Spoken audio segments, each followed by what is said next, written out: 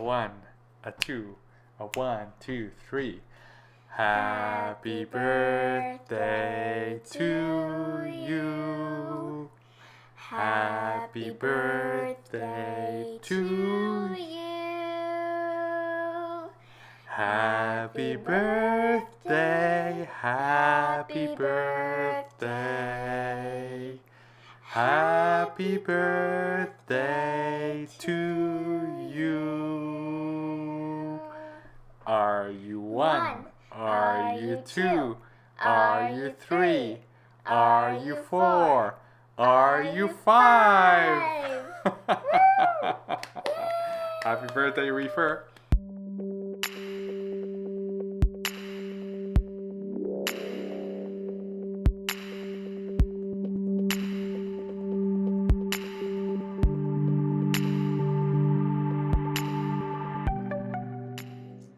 Hello and welcome back to Amar Azul TV. My tank has just turned 5 years old, and to celebrate I was going to do an in-depth video of how I run my tank, all the major equipment, what I dose, what I feed, and all of that jazz. Before I get started though, I wanted to thank you all for following along, all the folks that have subscribed to the channel and follow all the videos. Thank you so much for watching. It's really been a lot of fun documenting this build for you over the past 5 years. And to the newcomers, welcome. And hit that subscribe button and hit the like button and stay along for more kind of content on reefing and how to grow SPS. Okay, so let's get started. The first thing is obviously a profile of the tank. It's a Redsea Reefer 250. It was set up 5 years ago with the intention of essentially doing an SPS dominant reef. Okay, in terms of the core equipment, lights, let's start with lights. My tank is being lit by 3 Radion XR15. These are the Gen 5 Pros. No, sorry, the Gen 5 Blues. Yeah, you could see here they have that little blue strip. Cool. And these are running the SPS AB Plus program at about an 80% intensity.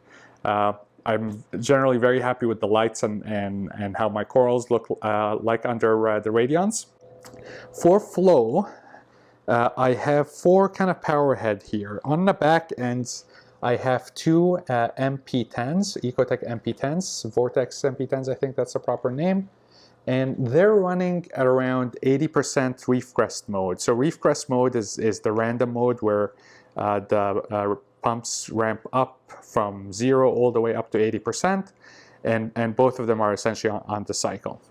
And then I do have additional gyres or gearies, whatever you call them. You guys know how I always kind of butcher that name. But the gyres, they are the XF, what is it, 230? Let's just have a peek here. What are you? Yeah, the XF 230. So they're the smaller gyres. So gyres come in 2 sizes. These are the smaller ones. And I have 2 of them, and they're running on alternating gyre mode with a maximum velocity or maximum speed of 70% and a minimum speed of 30%. So that's essentially it for the flow. It's fairly high for an SPS tank. I think I did the math on this before. I think I have about more than 50 and less than 100 times turnover. So that's 250 liters per hour. And what I like to do in terms of how to judge my flow is I kind of look at the corals, and I just want to make sure that their polyps are moving and I'm getting kind of movement in all the tissues of the corals across the tank. So up and down and in the middle. You kind of see I have a little bit of sand, and the wrasses like to kick around, so you're going to see how much flow I have. So that's it in terms of light and flow. What I have in terms of livestock, you can see when we're going to look at the corals later, but it's an SPS dominant tank. I do have a few bits of LPS, so you see that open brain on the bottom here. I have a clam also on the bottom. I have some sponges in pockets here and there. Let me show you the corner here with the so these are Rhodactis mushrooms that my clowns like to host. Or actually, the mushrooms host the clowns. But for the most part, it's an SPS system. So I have here many different species of SPS, and it's always been kind of like that. My all of my kind of reefing with this tank has been centered around coloring SPS and growing SPS, and I've had. I thought I had good success in the first version of the tank. I grew a couple of colonies, and they got really large. But I was unhappy with the diversity, lack of diversity of color. So I had a couple of really large colonies, and everything else was kind of small. So that's what led me to kind of rip apart my tank last year and start everything with 1-inch frags again. And I am doing a 1-year growth video. If you've followed the channel, you know that I take pictures of my SPS every month, and I stitch them together in kind of like a time lapse picture video. And I am going to do this one. I am going to release a video for this year as well, and it's going to be focused about how my new 1-inch frags grew over the past year, but also what the growth comparison was like between the last year of reefing and the first year where I started the tank and I started with 1-inch frags. So you'll get to see whether whether the corals are growing faster now than they did when I started the tank. Okay, so that's it for what's in here. Actually, maybe let's talk a little bit of parameters. So I like to run the tank at around DKH of 8.5, calcium at around 400, 420, and magnesium, I don't really worry too much about it. It's generally around 1400 for me. I used to dose magnesium back maybe like 2 years, 3 years ago, but I find that with the new 2-part solution that I am dosing, I don't have to actually dose magnesium anymore. So it's been fairly stable at 1400. Dosing for this tank, I use ESV 2-part, and it's delivered via a dose in the sump, which you'll get to see in a second. And I do, let's see, a 2-liter daily water change using another dose, which is mounted in my basement. And I do water changes with Instant Ocean, the reef crystals. I used to run the tank on the cheapest, like the Blue Bucket Instant Ocean, for maybe 3 years. I did experiment with Tropic Marine Pro Salt, which I didn't find it led to any differences in my tank. And then I've switched upon somebody's suggestion to reef crystals. I can't say I really noticed big changes in my corals, but switching to reef crystals has helped me kind of cut down on 2-part dosing. I'm still doing like 30 mils a day of each alkalinity and calcium, but I'm not really. I used to dose much more when I had the Instant Ocean, the Blue Bucket. So the reef crystal seems to be doing the job.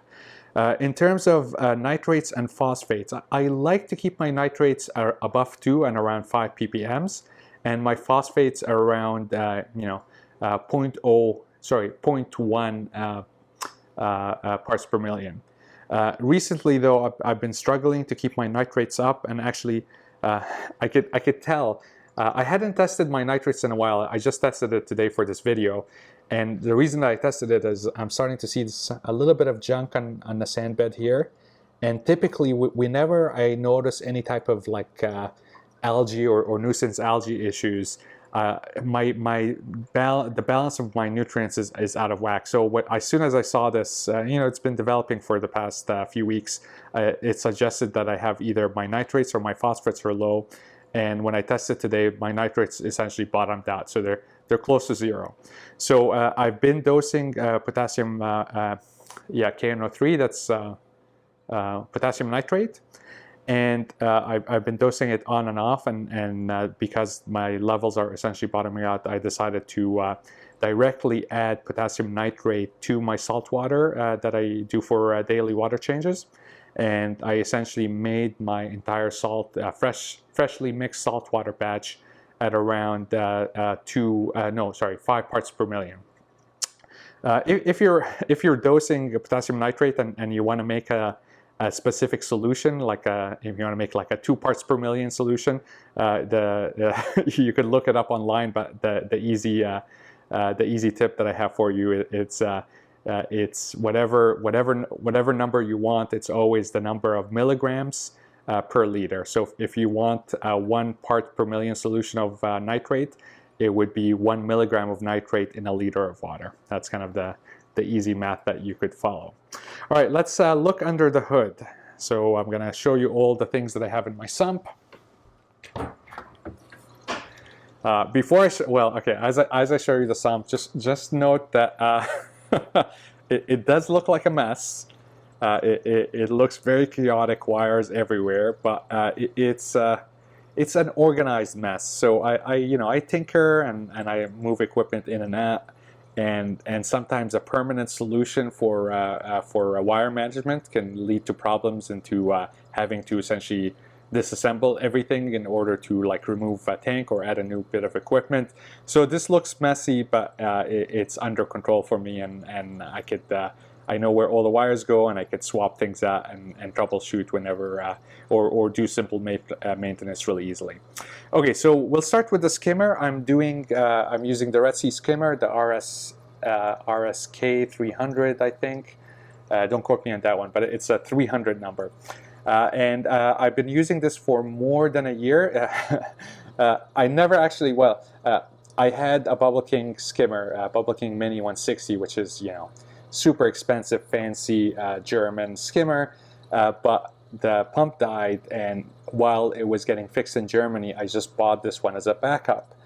So it was always meant to be kind of temporary, but I liked it so much that I never when I got the Bubble King fixed, I never bothered putting back in because I like this so much better, and I actually sold my Bubble King skimmer. So yay.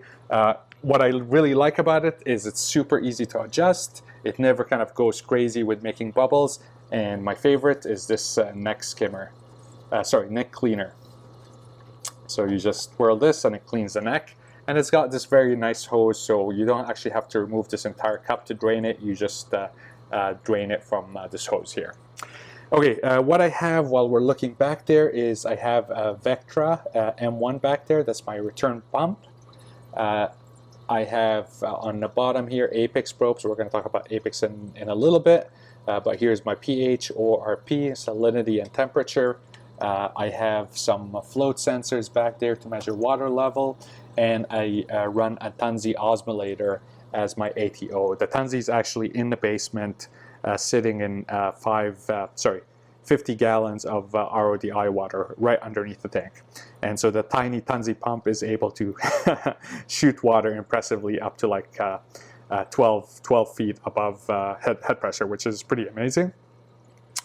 This is a fuge that is growing algae. It's being lit by one of those LED grow lights that you could pick inexpensively from Amazon. And it has a float sensor back there, so if it ever overflows, it shuts off my return pump. For the most part, my Chaeto grows really well. If for some reason it starts kind of not growing as well, I typically would add a few drops of the Kent Marine iron and manganese to kind of boost some of the trace elements that Chaeto likes to consume. This fuge is being fed by this ball valve here. That is plumbed from my return line. So the water goes up from the return, it gets diverted through a T-juncture here. Some of it goes to feed my fuge, and the rest goes to the display. Okay, on the side here, you'll see that I have the Apex. So this is the I can't remember what model of Apex this is, but it's like the one that was released about 5 or 6 years ago. So there is the brain, there is 8 power outlets that is controlled by the Apex, so I can whip the app, turn them on and off. Let's see what I have here. Here is the dose for my 2 parts. I use these 2-liter containers from Kmore. They actually have a built-in valve that I monitor using another Apex module. So whenever I run out of alk or calcium, I get a message saying, top up your calcium. And then I have some, my wire management is, I have this shelf that I built for the adapters. I do have here a battery backup for my Ecotech Vectra 1, my Vectra M1, as well as my my Vortec pumps. And let's see, is there anything exciting here? The adapters are here. That's the controller for the gyre. I think that's it. So, you know, fairly simple. I only do the 2-part dosing. I do dose a few trace things, which I'll show you in a sec. But yeah, fairly straightforward. And I'm using the stock socks that come with the Reefer. So that's it. Messy, but it works. Right beside my tank, I have this cabinet. So I use this to monitor my calcium, alkalinity, and magnesium, and I actually have set the dose, that's the Apex dosing system, to dose my alkalinity based on the readings that the Trident measures. This is the product that I use to make my Ketomorpha happy whenever it has issues. This is, I've been experimenting with amino acids. I did like a Reef Science video a couple of I don't remember when, but it was a video that showed that Acropora lacks the genes to biosynthesize histidine. Histidine is an important amino acid, so ever since I read that video, I kind of got convinced that perhaps you know, dosing coral aminos might be helpful, kind of keep my Acropora happy. I do a couple of droppers of, not a couple of droppers, but I would say maybe like half a mil every other day. Honestly, I'm not really sure whether it's made a big difference. I've just been doing it ever since I added the new corals, and they've been you know, essentially looking pretty good and growing pretty fast.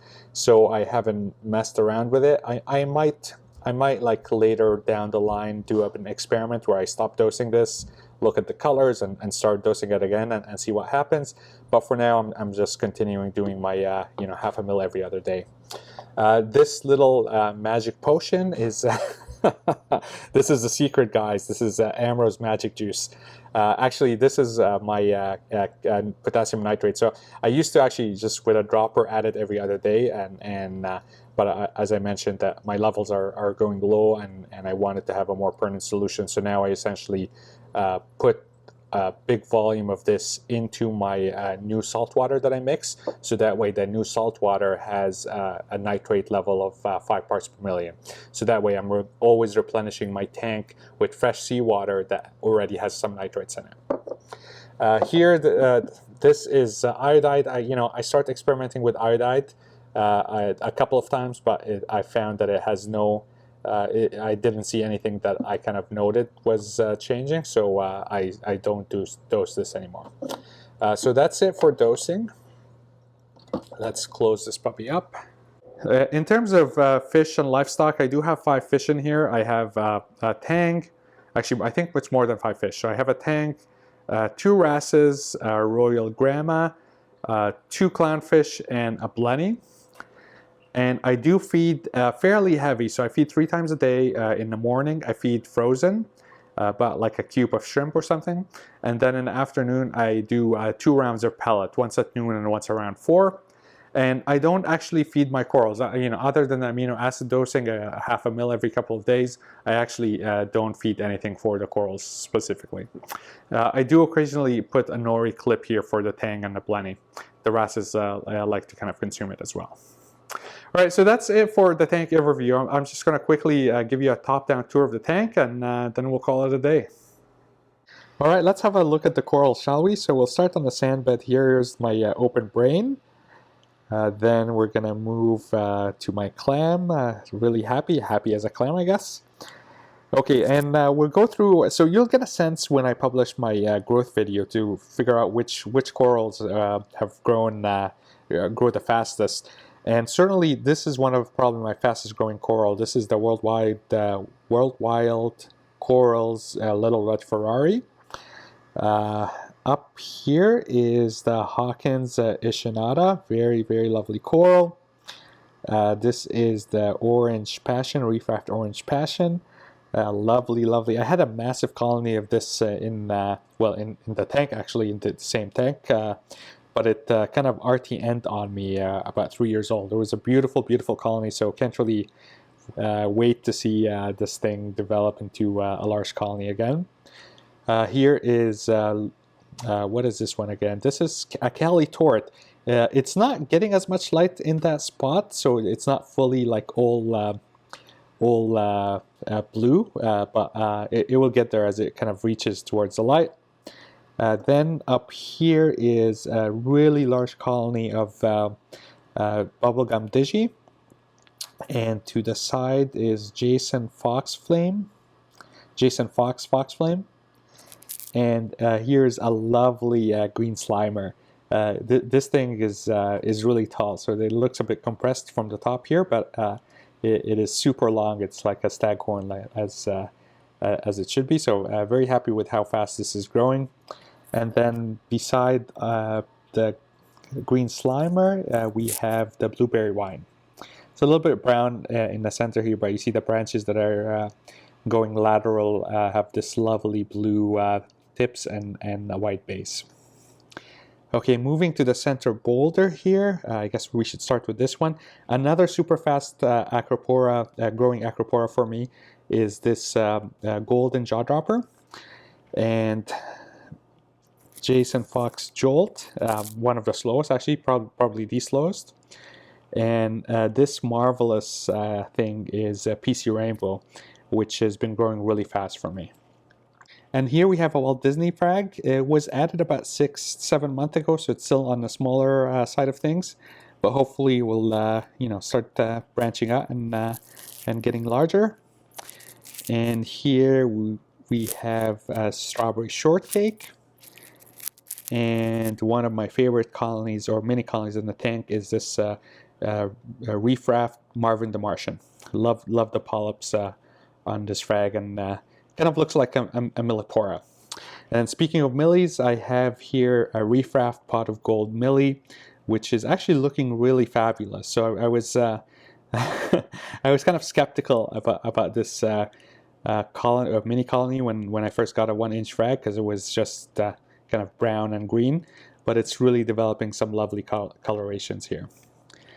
Then we have on the right boulder, this is, what is this one again? Major Laser.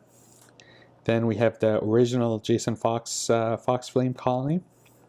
Really like the colors on this one, so that's why I popped it on the other side of the tank as well. Here is a Reefer pink Cadillac, and near the sand bed here is Bonsai Valida. So neon polyps, purple tips, and kind of a whitish base.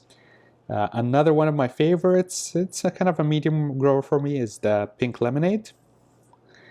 And then on the side here, we have Jason Fox TNT and Acropora.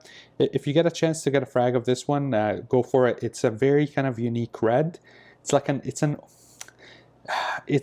orangey red, and you don't typically like get that color, or at least I haven't seen that color in other SBS. So it's fairly unique, and it adds like a nice pop of red in the tank. Then on the top here we have a colony of Reefer Rainbow Loom, and behind it or underneath it is a large colony of Miyagi Tort. So the Miyagi Tort wasn't started from a 1-inch frag. I actually had like a major Miyagi Tort colony before I rebuilt my aquascape, so this was kind of a surviving bit, although it does grow really fast for me. And that's the end of the coral tour and the video. Thanks so much for watching. Let me know what you guys think. As always, very happy to answer your questions about anything that I do in my tank. And again, if you're new to the channel, please do hit that like and subscribe button. It does help a lot. Thank you so much, and enjoy your reef tank. Have a good one. Bye.